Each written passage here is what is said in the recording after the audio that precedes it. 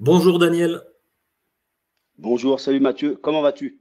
ça va et vous Daniel? Merci d'avoir accepté l'invitation. On va parler ensemble de MMA et surtout des coulisses des sports de combat. Les passionnés vous connaissent bien depuis longtemps, mais le grand public vous a découvert et vous découvre aujourd'hui avec Benoît Saint-Denis que vous entraînez depuis ses débuts. Daniel, avant de parler de votre histoire, commençons par l'actualité un peu récente. C'était l'UFC à Paris il y a quelques jours au début du mois qui revenait en France pour la deuxième année consécutive. Vous avez accompagné, vous, des combattants à l'UFC dans le monde entier. Comment vous avez vécu cet événement? Est-ce qu'il y avait malgré tout une grosse pression sur sur vos épaules et sur celle de Benoît? Alors déjà, bon, c'est toujours un grand plaisir de pouvoir justement participer à des grands shows à l'UFC à Paris en plus, à la maison. Déjà, déjà, il n'y a pas de décalage horaire, c'est juste à côté. Moi, j'habite pas trop loin, donc tous les jours j'y allais en voiture, je dormais à la maison, donc ça c'était très positif. Bien sûr, il y a une pression, chaque combat c'est une pression, hein, que ça soit à Paris ou à Las Vegas, il y a une grosse pression. La difficulté, moi je dirais, de l'UFC Paris, c'était plutôt la gestion du combattant dans le sens où, surtout la Fight Week. Beaucoup de gens, parce que comme c'est à proximité, c'est à Paris, tout le monde vient, passe à l'hôtel, il y a beaucoup de médias.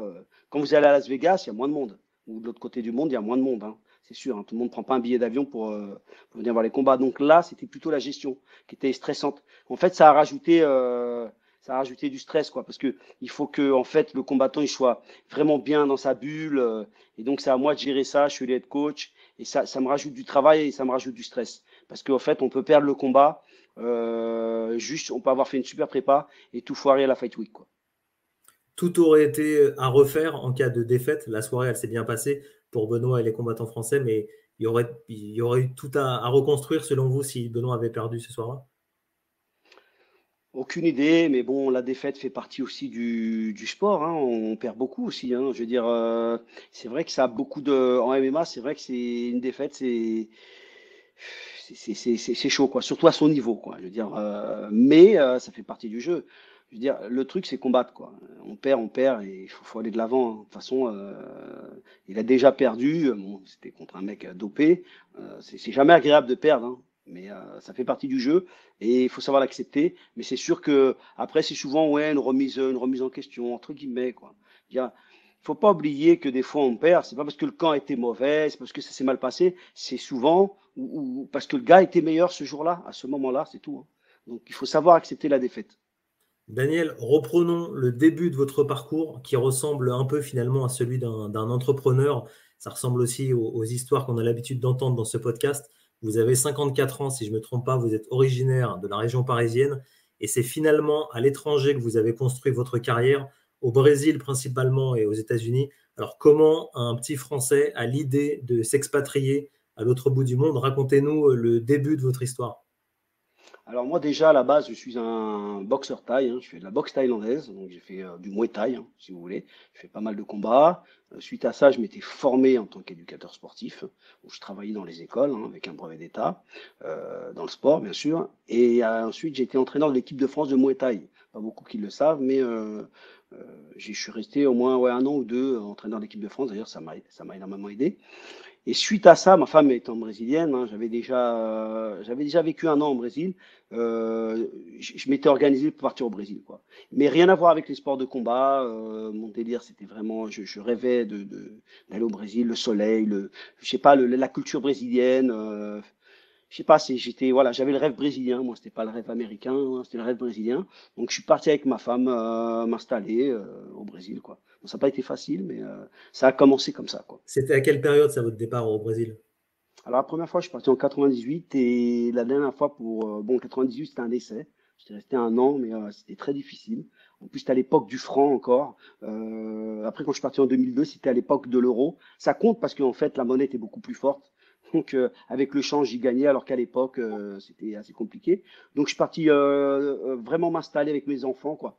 Un de mes fils, non, avec mes enfants, oui, puisque c'est en 98 que j'étais parti avec le premier. Avec mes enfants, je suis parti m'installer à Rio, quoi. Je suis parti en 2002, la deuxième fois, quoi. Et donc 2002, c'est là que vous avez commencé finalement à entraîner, à vous faire un nom au Brésil. Alors, ça a mis beaucoup de temps, en fait. J'ai fait du porte-à-porte, hein. Je connaissais personne. J'avais aucun contact, pas de réseau. Donc, j'ai commencé à faire du porte-à-porte. J'étais dans des gyms.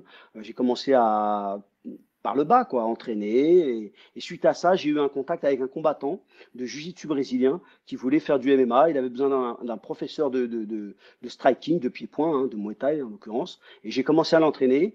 Et il m'a demandé de venir avec lui. Je suis allé dans le sud du Brésil et ça a commencé comme ça, quoi, hein, vraiment par hasard. Je connaissais pas du tout. J'avais déjà entendu parler du MMA. À l'époque, ça s'appelait Vale Tudo.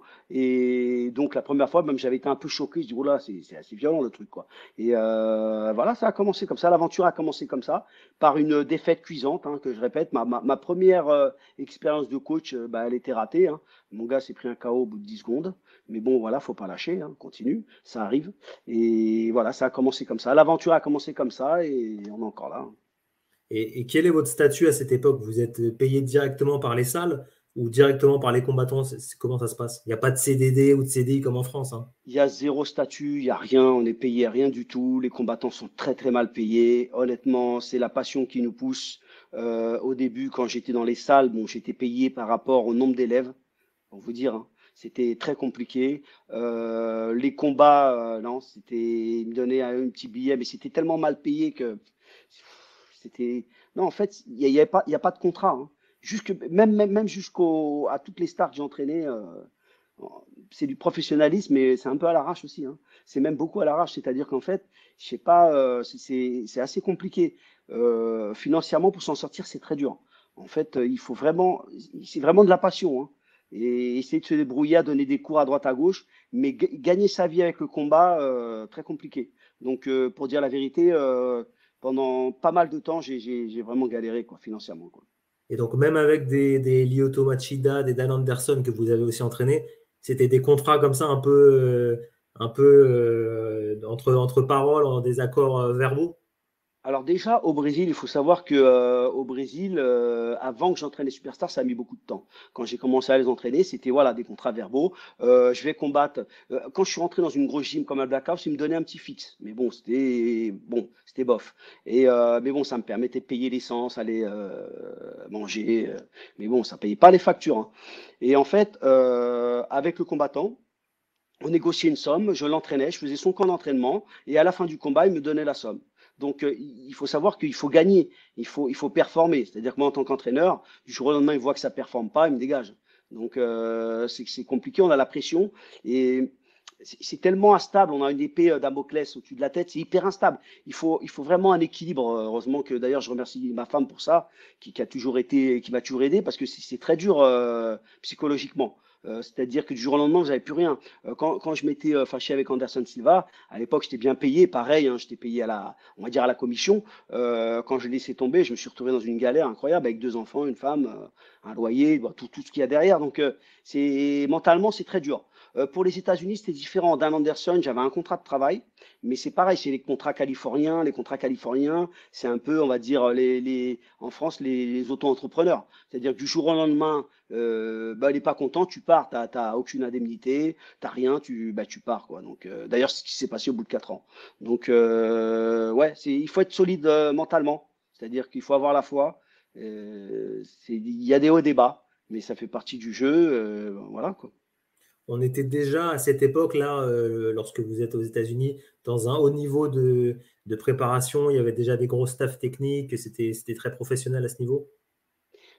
Non, pas forcément. C'est ça le pire, c'est que, en fait, moi, quand je suis arrivé, par exemple, aux États-Unis ou même au Brésil, j'ai imposé ma façon de travailler. Donc, comme j'étais formé en éducation physique, j'avais une pédagogie à la française, hein. Je venais avec mes petites notes, mon petit carnet, j'hallucinais, quoi. Sauf que j'étais très structuré et donc et bon, j'avais un niveau technique élevé. Parce qu'en fait, pour pouvoir se faire respecter, il faut quand même avoir un niveau technique. Il faut être capable, par exemple, je donne un exemple, prendre Anderson Silva et le corriger techniquement. C'est pas donné à tout le monde. Et moi, j'avais cette faculté à corriger techniquement tous les champions, même tout le monde. Donc, et en plus, j'avais des résultats. Donc, je me suis fait un gros nom par rapport à ça. Mais non, c'est pas. Surtout par exemple à la Team Quest, j'ai restructuré un peu, hein. Ils combattent professionnellement devant énormément de monde. C'est télévisé, ça passe dans 80 pays, 90 pays. Mais des fois, c'est un peu archaïque, quoi. Et moi, ma façon de travailler, elle a fait évoluer beaucoup de gens, en fait. que ce soit au Brésil, aux États-Unis, parce que je structure. C'est-à-dire, par exemple, là, j'ai pas de salle en ce moment, on me prête des espaces. Mais ça, on s'en fiche. La salle, c'est accessoire. Moi, j'arrive à structurer un entraînement, même si j'ai pas beaucoup de sparring. Parce qu'il faut savoir que dans ce métier, pour pouvoir performer, il faut aussi des gens qui vous aident. Des sparring partners, on appelle ça, pour pouvoir tourner avec les combattants. Et moi, j'ai cette faculté à pouvoir structurer un entraînement et utiliser les bonnes personnes pour les bons exercices. Mais bon, c'est l'expérience, hein. C'est vraiment le gros du truc, c'est l'expérience, hein. C'est pas les diplômes, hein. Et qu'est-ce qui vous a poussé finalement à rentrer en France? C'est parce que vous étiez plus sous contrat avec un combattant des États-Unis? Vous aviez peut-être aussi envie de rentrer au pays?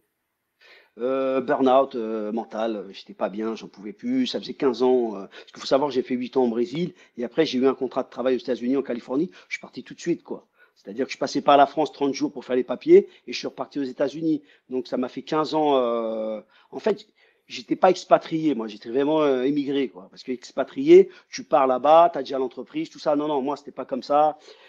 Quand j'ai fait mes tests de sélection à la Team Quest, je suis parti, ils m'ont payé un billet, je suis venu comme ça, 3 mois, on va dire, à l'arrache. J'ai fait mes preuves, après ils m'ont fait un contrat vite fait, comme ça, hein. Donc au bout de 15 ans, j'en avais marre, j'avais fait le tour. Beaucoup de déceptions, hein, c'est sûr, hein. On est au top et du jour au lendemain. Pour vous donner un exemple, les 6 derniers mois, quand j'avais quitté la Black House, parce que j'étais à la Team Quest, après j'étais à la Black House Los Angeles, quoi, j'avais quitté, on va dire qu'il m'avait poussé un peu, il m'avait aidé à quitter, on va dire, hein. Donc, Ouais. et pour vous expliquer, le gars, j'avais travaillé pour le 2, 3 ans, du jour au lendemain, il me dit, Daniel, tu peux t'arrêter aujourd'hui si tu veux. C'est-à-dire, en gros, tu peux partir, mais il n'y a rien, il n'y a pas d'indemnité, il n'y a rien. Donc le gars, on est obligé de lui dire, bon, laisse-moi quand même un mois pour me retourner. J'ai une famille et tout. Il me dit d'accord, mais je te donne la moitié de l'argent. Tu vois, tu vois un peu l'esprit. Donc c'est très dur. Les États-Unis, c'est très compétitif, mais on a la foi quand même, on lâche pas. J'avais même ouvert un business de crêpes à côté. C'est-à-dire qu'à un moment, je faisais du 7-7, coach professionnel, et en même temps, le week-end, je venais faire un business de crêpes, bah, pouvoir s'en sortir, hein.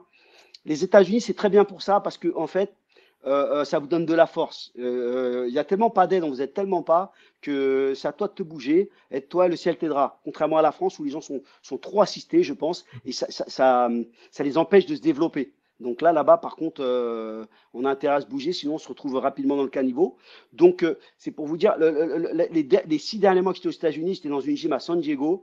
Comme c'était trop loin de chez moi, j'habitais à Los Angeles, je faisais pas les allers-retours, je dormais dans la gym sur un lit militaire à l'arrache. J'avais quel âge? Ouais, 46 ans, 47 ans. C'est vrai que c'est dur mentalement parce que on est au top, on gagne des ceintures à l'UFC, on est avec les meilleurs combattants et du jour au lendemain, tu dors sur un lit de camp militaire dans une gym à San Diego. Donc il faut être fort mentalement. Et donc j'ai craqué, j'ai dit à ma femme, vas-y, je rentre. On part en France, elle m'a dit qu'est-ce qu'on va faire? J'ai dit j'en sais rien. Je suis venu en France et je me suis retrouvé à bosser un peu en Ukraine aussi. Et voilà quoi. Et C'est là, une vie de, c'est une vie de bohème, hein. C'est une vie de, comme on dit, de vagabondage entre guillemets quoi. et votre retour en France, c'est en quelle année? Je suis revenu en France en 2017. 2017. Et avant justement de reparler là de votre arrivée en France, aux États-Unis, vous aviez des contacts avec la communauté française? Vous connaissiez des gens sur place pour vous Non, aider rien du peut-être aussi? tout. Non, non, non, non. Moi, j'étais avec ma femme. Il y avait des combattants français que j'entraînais, beaucoup de combattants brésiliens, des combattants américains. Non, non, j'ai jamais eu. En fait, même au Brésil, hein, j'étais qu'avec des Brésiliens. J'ai jamais eu. Je m'en fous, hein. Si je vais au Brésil, c'est pas pour rester entre Français, en fait. Sinon, je reste en France, hein. Non, mais en fait, ouais, voilà, je m'en fous. Non, j'avais des amis français, mais j'étais pas dans le délire. Non, bah, en fait, Respect. on est dans un monde à part, hein. C'est le MMA, on est dans un monde à part, hein. Déjà, le sport en lui-même, même la profession en elle-même, déjà, elle est différente. Et donc, retour en France, là, vous avez dit 2017. Ouais. Il y a ce premier passage là avec l'équipementier Venom, d'ailleurs, qui a un lien fort avec le Brésil, hein, même si ce sont des Français qui ont créé la marque. Je crois qu'il y a un lien assez fort avec le Brésil au niveau de Oui, en la. fait, oui, oui, c'est vrai. C'est André Vieira qui s'appelle, qui avait présenté à l'époque au boss tous les champions brésiliens comme Vandela Silva, Shogun. Et avec ça, ils ont développé la marque. Je sais pas trop comment ça s'est passé, mais avant de commencer avec l'équipementier Venom, je suis parti en Ukraine entraîner une équipe ukrainienne. Ok. J'avais trouvé ça comme, bah, il fallait que je travaille. J'habitais dans le sud. Je m'étais installé dans le sud, hein. Pour vous dire, j'avais des apparts où on paye au mois, là. C'était assez compliqué cette période. Mais bon, j'étais à la maison, donc je suis parti en Ukraine, travailler un peu. Et après, j'ai eu la proposition de l'équipementier Venom pour travailler à Rungis. Voilà. Et donc là, à Rungis, avec Venom, c'était finalement enfin un peu de stabilité pour vous, parce que là, j'imagine que les choses étaient plus carrées contractuellement. Oui, alors d'ailleurs, ouais, c'est clair que c'était très carré. Et en fait, j'étais un peu déstabilisé parce que je me C'était rappelle à c'était- l'époque. c'était trop carré pour vous, non? Bah ouais, parce qu'en fait, j'avais négocié, on avait négocié un salaire avec le boss de Venom. Et je me rappelle, il m'avait dit CDD ou CDI. Je lui ai dit, écoute, je m'en fous, donne-moi ma thune. Tu vois. Et en fait, il m'a fait un CDI, et heureusement, parce que avec le Covid, ça a fermé. Et quand j'y pense, heureusement que c'était un CDI. Hein, ouais, ouais. Ouais, parce que c'est justement à cette période-là que vous avez découvert Benoît et d'autres combattants lors d'une Voilà, sélection. Ouais. voilà. Mais pas tout de suite, hein, pas tout de suite. Hein. En fait, la première année, parce que c'était les cours commerciaux, hein. C'est-à-dire c'était pour un peu pour tout le monde. Hein. Donc moi, je m'ennuyais un peu. Hein. Pour dire la vérité, c'était un peu. Je suis pas trop bon pour ça, quoi. Il y en a qui sont très forts, moi c'était pas. Mais bon, j'étais très bien payé, donc je le faisais. Et au bout d'un an, bon, j'ai décidé de faire un test de sélection, créer une équipe professionnelle. Ça s'appelait la Team Elite, et j'ai fait un test de sélection nationale. C'est donc en 2018, je crois. Et en fait, c'est là que j'avais pris 4 combattants, on devait prendre 4 combattants à la base. Sauf que Benoît m'avait tapé dans l'œil et on a pris un cinquième en fait, c'était lui. Alors qu'il avait 0 combat, j'ai trouvé quelque chose, je sais pas. Déjà, j'ai bien aimé la personnalité. Il se la jouait pas, il était dans son coin, simple. Moi, j'aime bien la simplicité et solide. J'avais mis avec des gars solides et il m'avait impressionné. Donc, je lui ai dit, finis ton armée. Il lui restait 6 mois, je crois, et viens nous rejoindre, prendre l'équipe. Ça a commencé comme ça, quoi. Alors, moi, il y a une question que je me suis toujours posée, Daniel, parce que je suis un peu cet univers des sports de combat depuis pas mal d'années. Comment est-ce que vous êtes rémunéré lorsque vous entraînez comme ça une équipe de combattants pro? Est-ce que tous les mois, ils vous reversent quelque chose pour les entraînements ou c'est uniquement sur la prime finale de combat qui touche? Ben, c'est uniquement sur la prime. Donc, il faut savoir que, par exemple, un combattant comme Benoît, quand il a commencé, bon, moi, j'étais payé à Venom. Donc là, ça Ouais. allait. Mais à partir du moment que j'étais payé, avant qu'il fasse de l'argent, il prenait des 300 euros. C'est pareil. Moi, j'ai quelques gars que j'entraîne, là, c'est que dalle. Si tu comptes sur eux, tu manges pas. En fait, c'est très compliqué. C'est hyper compliqué. C'est vrai qu'on est, y a pas de salaire fixe. On est payé. Pour vous donner un exemple, quand Benoît s'était blessé, parce qu'on est payé au combat, il s'est blessé, ben voilà quoi, tout le camp il est parti à la poubelle. Personne n'est rémunéré, ni le combattant. Tout le monde se retrouve en galère. Bon, il faut trouver des sponsors. Pour les combattants, c'est plus simple. Même pour un gars comme moi, chevronné, j'avais des sponsors aux États-Unis, mais en France, j'ai pas de sponsor. Ça serait l'idéal d'avoir un sponsor mensuel qui me paye tous les mois, mais c'est très compliqué. Donc on est toujours en fait, comment expliquer, c'est hyper instable. C'est pas donné à tout le monde. Moi, je suis coach professionnel depuis, ça fait 20 ans. Hein. J'arrive toujours à me débrouiller, mais c'est pas. Mais bon, je m'éclate. Je regrette pas du tout ma vie. Je ne changerai pour rien au monde de ma vie. Parce que honnêtement, il n'y a pas que l'argent. C'est vrai que c'est important. Il faut de l'argent, hein.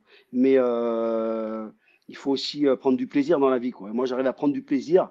C'est pas vraiment un taf, quoi. Il faut pas que ça soit dans l'excès. Quand j'étais aux États-Unis, au Brésil, c'était trop dans l'excès, trop de voyages, trop de combattants. Ça vous mine. Mais si vous arrivez à trouver l'équilibre, c'est le top, quoi. Vous voyagez, vous aimez. En plus, c'est de la compétition. Il y a un challenge. Mais c'est sûr qu'en termes d'argent, c'est pas le football. Hein. Je suis pas entraîneur de foot. Hein. Et malgré l'explosion de Benoît, vous ne sentez pas qu'il pourrait y avoir des opportunités aussi pour vous au niveau des sponsors, même de la salle, hein, qui est c'est assez insolite pour un entraîneur professionnel. Vous le disiez, je crois que c'est dans un fitness park, hein, on peut citer la salle notamment où Oui, vous vous oui, entraînez. À Vitry, oui, oui, oui. Vous êtes allé aussi Ben, dans le sud-ouest pour accompagner oui, Benoît où il habite. Donc, est-ce que vous voilà. ne sentez pas qu'il y a des opportunités qui peuvent là, arriver dans les prochaines semaines, les prochains mois? Est-ce que ça peut bouger? Ben, j'espère, mais en fait, on a beaucoup de propositions, mais il y a beaucoup de mythomanes hein, dans ce milieu. C'est-à-dire que les propositions, on en a un tas. Hein, on va faire ci, on va faire ça, et jamais rien de concret. Hein. Et bon, tout au long de ma carrière, j'en ai vu un tas. Des fois, ça aboutit, mais très rarement. C'est-à-dire que j'ai eu des propositions de salles, mais c'est pas évident, dans le sens où souvent les gens ils veulent profiter de votre hype. faut vraiment, là pour l'instant, bon, Fitness Park Vitry me prête généreusement son espace, hein. Je leur remercie parce que c'est très sympa. On a Subtac aussi où on va de temps en temps. Et bon, maintenant que Benoît habite Bayonne, on fait les camps d'entraînement à Bayonne. Et bon, des fois, il va venir sur Paris ou on peut aller même au Brésil. Un camp d'entraînement, on peut le faire n'importe où. Et une salle, il faut savoir, pour avoir une salle, il faut déjà, si c'est une salle privée, il faut les moyens. Ça, c'est très dur en France parce que vous êtes en concurrence directe avec des salles publiques financées par la mairie, par l'État. Donc, eux, ils ont bon, déjà au niveau je crois qu'au niveau au niveau, comment ça s'appelle, pour payer l'abonnement, des abonnements, c'est que dalle pour les salles de mairie. Vous, il vous faut gagner de l'argent avec ça. Donc, c'est compliqué. C'est pour ça qu'en fait, pour l'instant, j'ai pas de salle. S'il y a un mécène qui veut me prêter une salle contre rémunération, parce qu'en fait, moi, je serais prêt à faire une salle, mais il faudrait que je serais payé pour gérer la salle. C'est-à-dire que je mets pas d'argent du tout. Je mets mon expertise. Et donc, c'est pour ça que c'est un peu plus dur. On voit, Daniel, du MMA partout aujourd'hui, dans des médias sportifs, mais aussi généralistes. Les sites de paris sportifs, de paris en ligne s'y sont mis. Sur les réseaux, on voit des vidéos non-stop de MMA ou de boxe ou de sport de combat. Est-ce que vous voyez, vous aussi, des côtés négatifs, des dérives à toute cette démocratisation du MMA? Est-ce qu'il n'y a pas des excès? Est-ce qu'il n'y en a pas qui en profitent aussi? Comme partout, hein. Là, ça commence à. Et en plus, le MMA, comme c'est pas très clair aux yeux des gens, il y a plein d'escrocs qui viennent se greffer. C'est-à-dire qu'en fait, le problème, c'est qu'il y en a plein, ils connaissent pas. Donc, c'est facile d'endormir les gens. Et ils n'ont pas de connaissances. Au royaume des aveugles, les bornes sont rois. Ah ben oui, il y a des dérives, ça, il y en aura tout le temps. Et bon, en France, c'est assez structuré avec la fédération, on a une fédé derrière, mais quand même. Euh, si vous saviez le nombre de mythos, moi que je vois, hein, même qui font des vidéos, voilà, il y en a plein qui profitent du truc, ça on pourra rien y faire, hein. Maintenant, après, faut connaître, ouais, il faut vraiment être du milieu pour comprendre, hein. Il faut du temps, quoi. Il faut du temps pour pas. Il y a des salles qui s'ouvrent partout. Il y a même des salles où on met MMA, le gars, il fait même pas du MMA, quoi. Vous voyez? Mais l'élève qui vient s'inscrire, comment il va savoir s'il n'a pas de niveau? Donc, c'est compliqué à gérer tout ça, hein. Parce qu'il y a aujourd'hui, il faut le dire, il y a l'aspect sportif qui reste numéro un chez un combattant, mais il y a aussi la partie réseaux sociaux, communication. Est-ce que c'est pas trop important à vos yeux? Vous, à votre époque, ça n'existait pas tout ça. Il faut forcément se mettre au goût du jour et s'y adapter, mais est-ce que c'est pas dur parfois à gérer pour un combattant? Pour un combattant, oui, et pour un entraîneur aussi, parce qu'en fait, il faut de la visibilité. Donc, il faut performer dans la cage. Il faut savoir bien parler. Il faut parler anglais, déjà, hein, parce que si tu parles pas anglais, faut pas oublier que c'est un sport américain, hein. C'est pas, donc, faut parler anglais, sinon tu vas être juste connu en France, hein, et encore. En plus, voilà, il faut être très actif dans les réseaux, il faut que les gens vous suivent, parce que il faut savoir que ça reste un business. Et les grands shows, ils regardent le nombre de followers que vous avez, hein. Par exemple, l'UFC, ils ont plein de gars qui regardent même ce que vous dites, hein. C'est-à-dire qu'un combattant UFC peut pas dire n'importe quoi, faire n'importe quoi. Il peut avoir des problèmes, se faire même virer de l'UFC s'il a un discours qui n'est pas en adéquation avec leur politique. Donc il faut faire gaffe. Et en plus, oui, en fait, il faut développer ça parce que plus vous allez avoir de monde qui vous suit, et si vous êtes bon, plus vous allez avoir des bons combats, voire même le titre. On voit par exemple, voir le titre, combattre pour le titre. On voit, moi j'ai vu beaucoup de combattants brésiliens de très haut niveau qui battaient beaucoup de monde, sauf qu'ils ne parlaient pas anglais, tout ça. Ben, ils les faisaient galérer et presque quand ils arrivaient au titre, ils lui en mettaient un mec dur, ils reperdaient, donc ils allaient derrière parce qu'ils ne voulaient pas qu'ils aient le titre. En fait, tout est calculé. Tout est calculé. Donc c'est vrai que les réseaux sociaux sont super importants, mais ça prend beaucoup de temps, ça fatigue aussi, c'est un peu lourd, quoi. Et contrairement à ça, on a des gars qui sont pas très bons, mais qui ont un gros, qui ont une grande fanpage et ils peuvent accéder à des gros shows rien qu'avec ça, quoi. D'ailleurs, on va bientôt, pardon, excuse-moi de couper, bientôt il va y avoir Ibra contre Greg MMA. Je suis sûr qu'ils remplissent un Bercy, hein, Ouais, sans facile. problème. Ouais, ouais. Ouais, ouais. Et c'est un truc qu'a compris d'ailleurs Benoît récemment, lui qui était plutôt réservé au départ, qui était très calme. On l'a senti là sur les derniers mois faire plus un peu de trash talk, de se mettre en avant. Il s'est forcé un petit peu pour faire davantage parler de lui.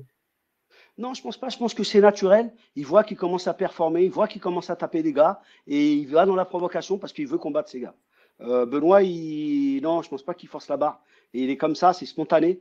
Et il a raison, il a raison.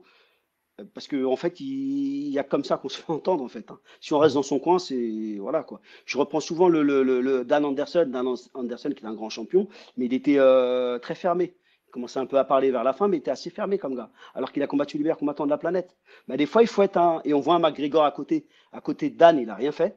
Mais on voit McGregor, les multimillionnaires connus dans le monde entier. C'est comme ça. C'est vrai que c'est les nouvelles générations, hein. Nous, on Alors, n'est pas trop habitués, mais bon. on a beaucoup parlé de Benoît, mais vous avez d'autres combattants là que vous accompagnez. Quelle est leur situation globalement? C'est des garçons qui ont des métiers à côté, qui ont d'autres activités, ou ils arrivent à se consacrer avec les quelques sponsors uniquement au MMA? Alors non, ils n'ont pas d'activité. Je vois par exemple Romain Debienne là, qui il va combattre à Dublin, là, en Irlande, là, le 23, au Bellator MMA. Non, non, il fait que ça, hein, il se débrouille, hein, RSA, c'est compliqué, hein. C'est bon maintenant, s'il commence à gagner des bonnes sommes, ça ira entre guillemets, hein, parce il est payé au combat et après il peut trouver quand même des sponsors. On a Mathieu aussi, Mathieu qui commence un peu à percer, mais il gagne pas grand-chose. Là, j'ai un Brésilien, par exemple, lui, il travaille à côté, mais c'est compliqué parce que comme il travaille à côté, nos horaires d'entraînement, c'est pas en adéquation avec son travail, ce qui fait qu'il s'entraîne pas beaucoup avec nous. Là, il va combattre à Genève, ça c'est compliqué pour s'entraîner. Ouais, non, c'est pas évident, quoi. Ben, il faut gérer, hein, c'est comme ça, hein, faut s'adapter, hein. S'il y avait des vraies structures avec des vrais salaires, quelqu'un qui m'avait contacté hein, par rapport à ça, qui était prêt à faire une équipe professionnelle avec en fait, voilà, quoi, c'était juste du blabla à la fin, il n'y a rien eu, quoi. Mais c'est ça l'idéal d'avoir. Ça serait bien d'avoir, par exemple, je vois à côté de chez moi, il y a une équipe, là, le Racing. J'ai vu leur structure, équipe de rugby, hein, c'est un truc incroyable, quoi. Ils ont tout le staff, les préparateurs physiques, il y a tout, quoi, les kinés, même la structure en elle-même est magnifique. Ils ont des salaires et tout, ça serait l'idéal. Mais bon, déjà aux États-Unis, il n'y a pas, ni au Brésil, hein, je pense pas que ça. Le MMA, c'est particulier. Dernière question, Daniel, là sur les prochains mois, là, il y a un Romain qui combat en Irlande au Bellator et vous allez prendre ensuite un peu de repos pour vous là. Ouais, là, je vais me reposer. Je pars un petit peu au Brésil, là, parce que ma femme est au Brésil. Elle y est déjà. Et là, je vais me reposer un peu au vert, tranquille, parce que c'est bien de relâcher, quoi. De relâcher un peu la pression, parce que là, je suis encore. Parce qu'il faut savoir que les coachs, ils se reposent jamais. Là, Benoît vient de combattre. Là, il se repose, il récupère et tout. Mais moi, j'enchaîne derrière. Et en fait, ça s'arrête jamais. C'est une chaîne sans fin. Donc, il y a un moment, il faut savoir couper. Mais bon, si je vais au Brésil, ça va pas s'arrêter non plus, parce que je vais voir des mondes là-bas. Ils vont vouloir que j'aille entraîner. Je sais très bien comment ça se passe. Sauf que je vais changer un peu d'environnement. Ça va faire du bien. J'ai peut-être des combattants qui vont venir me rejoindre. À voir, quoi. Et puis, Un petit peu au vert, quoi. et puis, il y a un paramètre dont on n'a pas parlé, et c'est pour ça que je disais que votre métier était un peu celui d'un entrepreneur, parce qu'il y a de la gestion aussi humaine. Il ne faut pas délaisser d'autres combattants qui peuvent se sentir justement mis de côté par rapport à un Benoît qui est un peu la figure montante de votre équipe. Il y a aussi ce relationnel à gérer avec vos autres combattants. Ah ben c'est clair, mais c'est que du relationnel, hein. Et puis de la psychologie, hein. J'ai pas fait psychologie, hein. J'ai pas beaucoup étudié, mais je crois que je serais un bon psychologue, hein, parce qu'on a des sacrés cassos hein, dans le MMA. Et c'est vrai qu'il faut les gérer, bien sûr. Il faut les gérer, faut les motiver. On est tout le temps là. Aujourd'hui, c'est plus simple hein, avec les WhatsApp, avec là on peut. Mais c'est vrai qu'il faut être tout le temps là. Et c'est pour ça que moi je dis à chaque fois, on peut pas. C'est pas possible qu'un coach ait 20 ou 30 combattants. C'est ingérable. Il va pas faire une qualité de travail. Moi, j'en ai pas beaucoup déjà. J'ai du mal. J'ai du mal. J'imagine. Il faut savoir, si par exemple j'avais 3 combattants à l'UFC, j'arrêterais pas de voyager déjà. C'est-à-dire que si combat 3 fois par semaine, allez, on va dire, je ferais que des camps à répétition, je me repose jamais, quoi. Juste 3. Faut voir, par exemple, les grosses teams comme l'America Top Team, où ils ont 50, 60 combattants professionnels.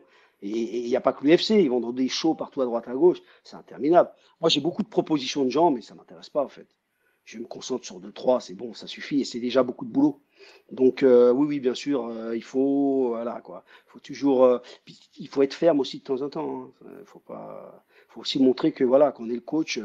Moi, comme je dis toujours, hein, qui même me suivent, si le gars est pas content, va voir là-bas si j'y suis. Et en fait, je m'en fous, quoi. Parce qu'en fait, je suis quelqu'un de réalisé. Je connais mon potentiel, j'ai l'expérience, j'ai les réseaux, j'ai pas, je suis assez indépendant par rapport à ça. Et si la personne ou le combattant n'est pas satisfait avec ma méthode de travail, que je comprends, ben, va voir d'autres méthodes, hein, il n'y a aucun problème. Merci beaucoup, Daniel, d'avoir été dans le podcast Le Sport Business. Merci à vous. Ah, merci, merci Mathieu.